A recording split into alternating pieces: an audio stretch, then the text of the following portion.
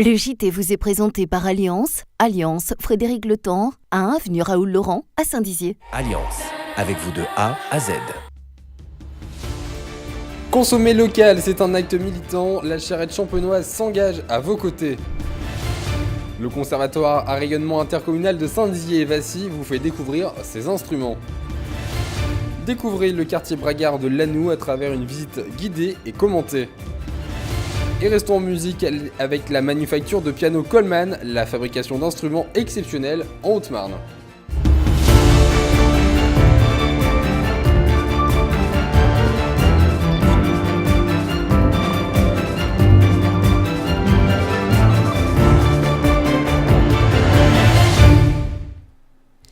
Et vendredi 15 septembre, bienvenue dans le JT de Puissance Télévisions. Commençons cette édition avec la une du journal de la Haute-Marne qui titrait mercredi sur l'accessibilité à Saint-Dizier.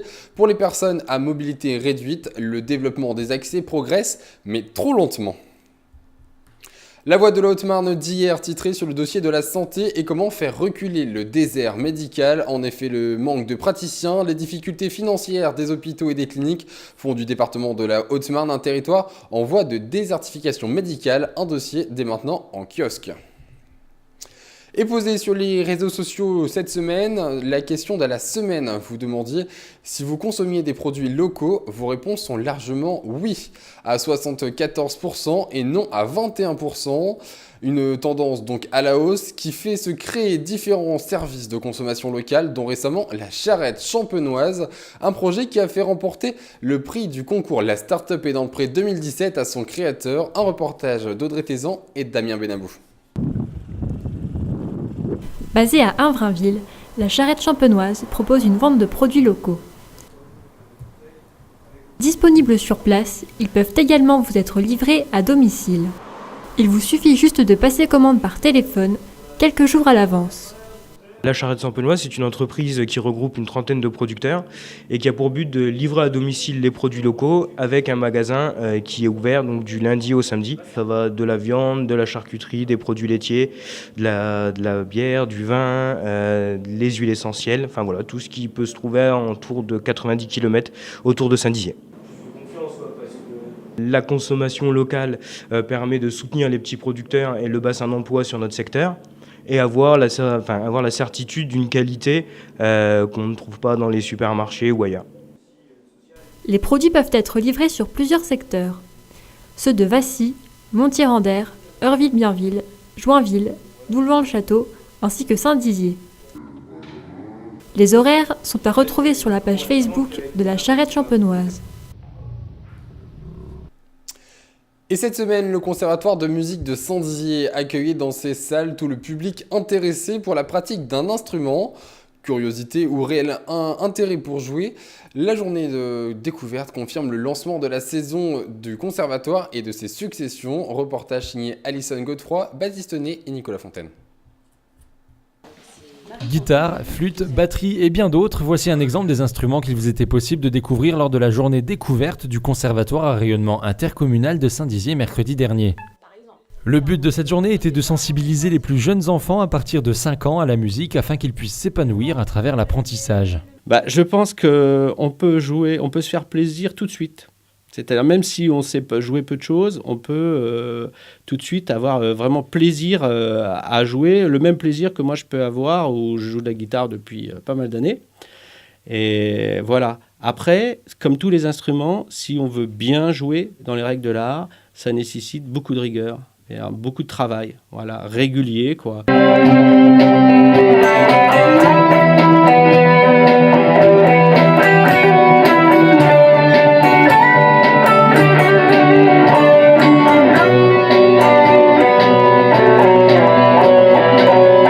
Cours individuels mais également collectifs sont dispensés au sein du conservatoire. Ce ne sont pas que des cours individuels. Il y a aussi des cours collectifs. Ils font partie, vraiment, le cursus, en tout cas d'un élève, c'est la pratique instrumentale, l'AFM, j'y reviens par rapport à tout à l'heure, et aussi des cours collectifs. Voilà. Ça, ce sont les 3 axes très importants pour que l'élève puisse suivre un cursus entier au conservatoire et surtout avoir un cursus développé, comme je disais, entier, et ensuite il fera son chemin comme il pourra et comme il voudra surtout. Prochain rendez-vous au Conservatoire le mercredi 27 septembre pour les mercredis du Conservatoire pour une conférence intitulée Swinging the Brain.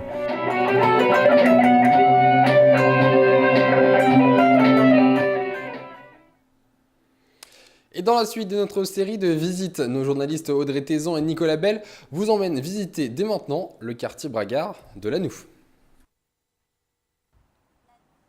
Pour l'avant-dernière visite du jeudi, organisée par l'Office de tourisme de Saint-Dizier, nous nous sommes rendus dans le quartier de Lannou.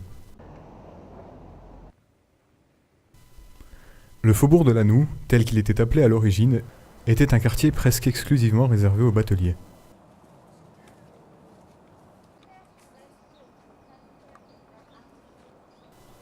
Les visiteurs ont été conduits en bord de Marne, où les anciens ouvriers du quartier construisaient les bateaux qui étaient ensuite destinés à la vente.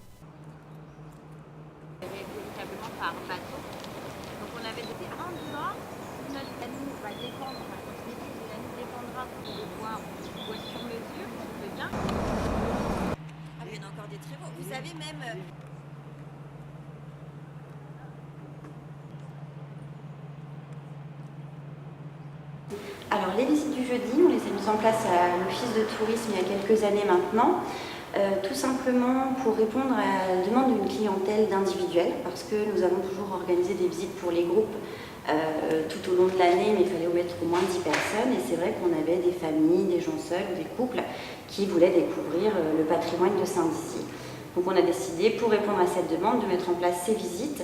Donc au départ, on a commencé que l'été, et ensuite on a décidé de les proposer de février à octobre, chaque premier jeudi du mois, et tous les jeudis en juillet-août, pour notamment répondre à la demande des touristes également, qui souhaitaient découvrir soit le cœur historique, soit le théâtre à l'italienne, qui est d'habitude fermé au public.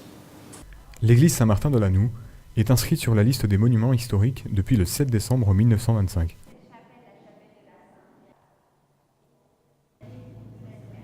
Les 5 chapelles de l'édifice font toute la beauté de ce site.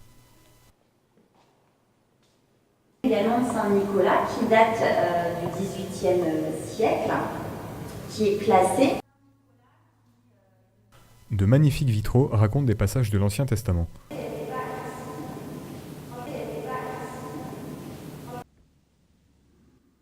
C'est ce qu'on appelle des inscriptions obituaires, les obits, et ils datent pratiquement tous du XVIIe siècle. Que représentent ces inscriptions, ces obits? En fait, c'est les messes anniversaires des défunts.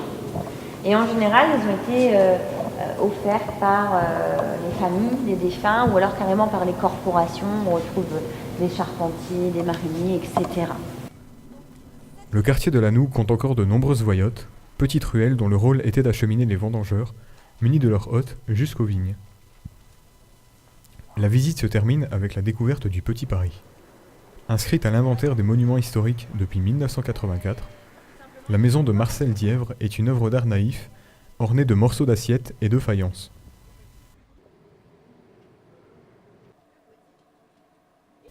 Ancien magasin de son épouse, le décorateur a souhaité égayer la ville avec de vives couleurs. En cours de rénovation, pour cause d'un manque d'isolation, le bâtiment accueillera prochainement un café associatif.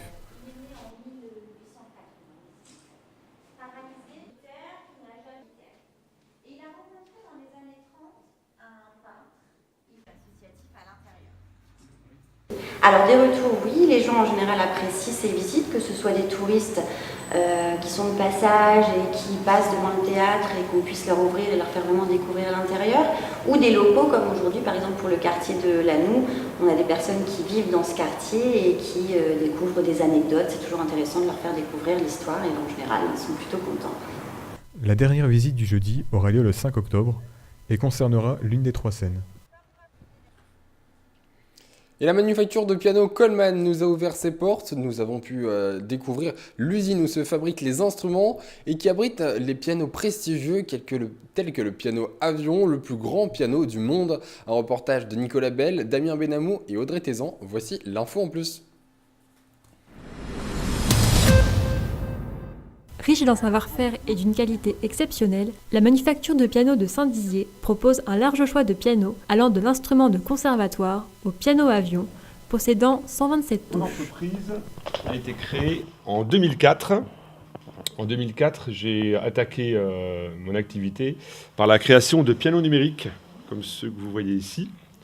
Ce modèle-là s'appelle Onyx et on est en train actuellement de retravailler sur un tout nouveau modèle qui va sortir au mois de... On espère pour Noël, si tout va bien. Ensuite, en 2007, j'ai attaqué les pianos acoustiques. Ces pianos, au départ, étaient faits 100% en Chine. En 2008, il y a eu la crise. Donc, après la crise, le piano droit se vendait un petit peu moins bien. On s'est dit, qu'est-ce qu'on va faire ? On va essayer d'attaquer un petit peu le piano plus haut de gamme. Donc, je me suis lancé dans les automatismes.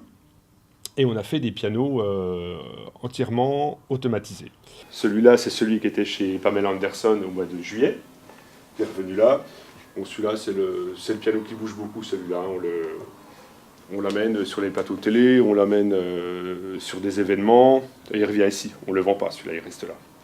Donc sur ces pianos-là, l'intéressant, c'est cette partie-là, le ciselage. Vous voyez là ? Donc tout ça, évidemment, tout est fait à la main. Avec un procédé qui est hyper complexe.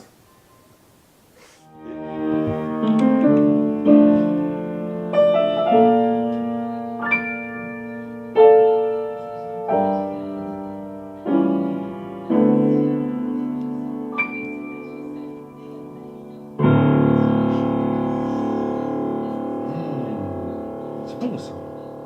Ça c'est le cœur du piano automatique. C'est un petit boîtier comme celui-ci. Des petits boîtiers comme celui-ci. Ça, c'est hyper innovant. C'est la toute dernière génération. Là, donc, on participe justement à ce développement avec une boîte américaine. Et ce piano est directement relié à la Livebox d'une maison.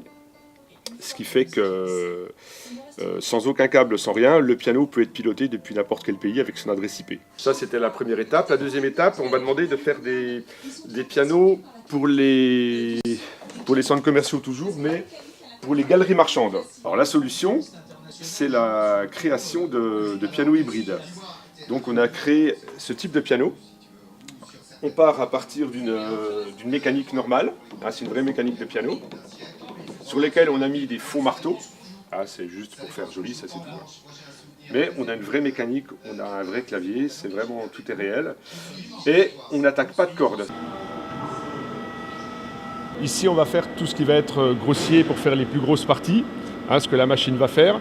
Et après, c'est l'homme qui, lui, va polir, va rendre ça plus artistique. Donc, je peux vous dire qu'après, on attaque d'abord les pièces à la machine, et ensuite, on termine tout à la main, quoi. Tout est fait à la main. Alors ça, c'est notre cabine peinture. Voilà, où toutes les pièces arrivent, suivent un cheminement, sont peintes. Donc ce piano-là est unique au monde. C'est le plus grand piano du monde, avec le plus grand clavier du monde de 127 touches. Personne n'a jamais fait ça. Pour le prix, ça vaut pas loin d'1 million d'euros.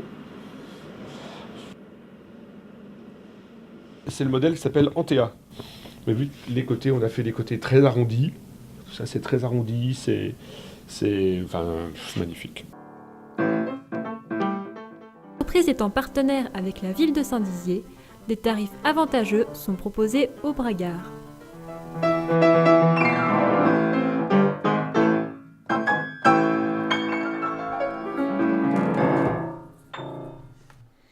Et c'est la fin de ce journal, merci de l'avoir suivi. Votre prochain rendez-vous d'information, c'est lundi pour l'essentiel de l'info à 18h30. N'oubliez pas ce week-end les journées du patrimoine, vous pourrez notamment découvrir le théâtre des Bleus de Bar de Bar-le-Duc. Merci à l'équipe de réalisation de ce journal, bon week-end à tous.